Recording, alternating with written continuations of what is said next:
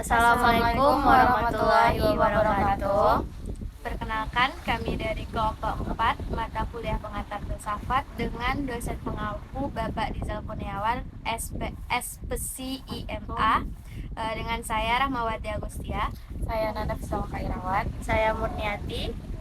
Kami akan menjelaskan secara ringkas isi dari buku Falsafah Hidup Bahagia Menuju Aktualisasi Diri karya Ki Ageng Surya Mentaram.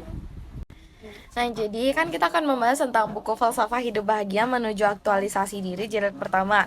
Sebelum kita masuk ke pembahasan bukunya, tentunya kita harus tahu dong siapa pengarangnya. Nah, jadi pengarang dari buku ini adalah Ki Ageng Surya Mentaram yang adalah seorang filsuf Jawa yang lahir pada tanggal 20 Mei 1892 di Keraton Yogyakarta.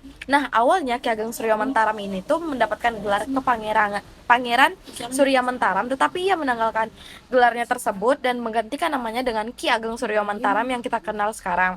Nah, Ki Ageng Surya Mentaram ini hidup sebagai seorang petani di Beringin dan juga seorang guru ilmu kebatinan yang bernama Kauru Begja. Nah, selama hidupnya Ki Ageng Surya Mentaram ini mendalami ilmu kejiwaan dan menjadikan dirinya sendiri sebagai kelinci percobaan dan dan meletakkan hasil observasinya dalam bentuk karangan, buku, ataupun yang lainnya. Nah, kita masuk ke bukunya. Tentang buku ini kan membahas falsafah hidup bahagia menuju aktualisasi diri jilid pertama kan. Nah, buku ini tuh mencakup aspek kehidupan seperti kelahiran, gerakan, keinginan, perkawinan, cinta kasih, dan prioritas. Buku ini juga menawarkan wawasan mendalam dan penuh pendewasan tentang bagaimana menaklukkan diri sendiri sebagai landasan utama kebahagiaan. Nah, pada pembahasan kali ini kita akan membahas apa saja sih manfaat dan tujuan dari penulisan buku ini. Nah, pembahasan yang pertama itu apa saja manfaatnya. Yang pertama, manfaatnya itu menuntut pembaca untuk mencapai kebahagiaan. Melalui buku ini, Ki Ageng membimbing pembaca untuk memahami hakikat hidup, mengendalikan diri, dan membangun kedamaian batin. Yang kedua, menumbuhkan sikap optimis dan positif. Ajaran dalam buku ini mendorong pembaca untuk selalu bersikap positif, optimis, dan bersyukur atas segala keadaan. Yang ketiga, membangun kehidupan yang harmonis. Buku ini menekankan hidup harmonis dengan diri sendiri, sesama masyarakat, serta lingkungan sekitar. Yang kedua itu ada tujuan. Tujuan utama Ki Ageng menulis buku ini adalah untuk membagikan pengetahuan dan kebaikan kepada sebanyak mungkin orang. Ia ingin membantu orang lain dalam menemukan kebahagiaan sejati dan menjalani hidup ini dengan penuh makna.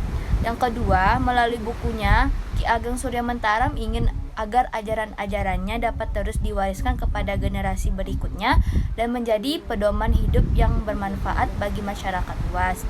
Yang ketiga itu, ia berharap bukunya dapat menjadi sumber inspirasi dan motivasi bagi orang-orang untuk hidup lebih baik dan berkontribusi positif terhadap masyarakat. Selanjutnya saya akan membahas salah satu isi bab dari buku ini, yaitu mawas diri. Mawas diri adalah kesadaran diri yang mendalam tentang pikiran, perasaan, dan perilaku diri sendiri. Mawas diri dapat diartikan sebagai kemampuan untuk melihat diri sendiri secara jujur, objektif, tanpa prasangka atau penilaian. Mawas diri merupakan hal yang penting untuk dimiliki oleh setiap orang. Dengan mawas diri kita dapat mengenali diri sendiri, baik kekuatan maupun kelemahan kita. Yang kedua, mengontrol emosi dan perilaku diri sendiri. Yang ketiga, bertanggung jawab atas tindakan dan konsekuensinya. Yang keempat, bersikap rendah hati dan tidak sombong. Kelima, menerima kritik dan saran dengan terbuka. Lalu mawas diri dapat diwujudkan dalam berbagai hal, baik dalam kehidupan pribadi, sosial, maupun profesional. Berikut beberapa contoh mawas diri yang dapat saya sampaikan. Yang pertama, dalam hal pribadi, yaitu mengenali diri sendiri, baik kekuatan maupun kelemahan kita. Hal ini dapat dilakukan dengan introspeksi diri, meminta pendapat orang lain, atau mengikuti tes kepribadian. Lalu mengontrol emosi dan perilaku. Mampu mengendalikan emosi dan perilaku diri sendiri, salah satu bentuk mawas diri yang penting. Yang ketiga ada bertanggung jawab atas tindakan dan konsekuensinya. Mampu bertanggung jawab atas tindakan dan Konsekuensi merupakan bentuk mawas diri yang menunjukkan kedewasaan seseorang. Lalu bersikap rendah hati dan tidak sombong. Sikap ini menunjukkan bahwa seseorang menyadari kelebihan dan kekurangannya. Lalu menerima kritik dan saran dengan terbuka dapat menunjukkan bahwa seseorang mau belajar dan berkembang. Dalam kehidupan sosial, contoh mawas dirinya itu menghormati orang lain, yaitu termasuk perbedaan pendapat dan keyakinan. Lalu bersikap toleran dan tidak memaksakan kehendak kepada orang lain. Yang ketiga itu menjaga kerukunan dan kedamaian dalam masyarakat. Lalu membantu orang lain yang membutuhkan tanpa pamrih. Lalu berkontribusi kepada masyarakat dengan berbagai cara. Adapun dalam kehidupan profesional yaitu bekerja dengan penuh tanggung jawab dan dedikasi, mampu bekerja sama dengan orang lain secara efektif. Lalu ketiga, berkomunikasi dengan jelas dan efektif.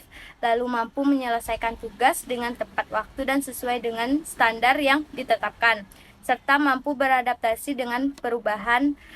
Adapun manfaat dari perilaku mawas diri ini yaitu yang pertama, meningkatkan kualitas hidup. Perilaku mawas diri dapat membantu seseorang untuk mengenali potensi dan kekurangannya sehingga dapat mengembangkan diri menjadi pribadi yang lebih baik.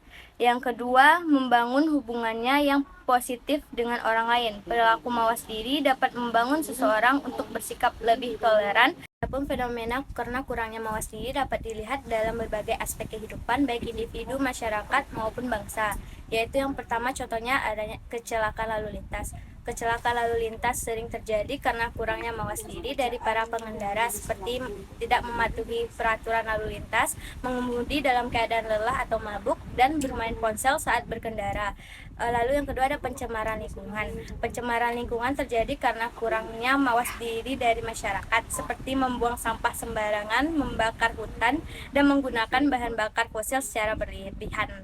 Sekian pembahasan kami tentang buku Falsafah Hidup Bahagia menuju aktualisasi diri jilid pertama, hasil karyangan Ki Ageng Suryo Mentaram. Kurang dan lebihnya kami mohon maaf. Wabillahi taufiq wal hidayah. Wassalamualaikum warahmatullahi wabarakatuh.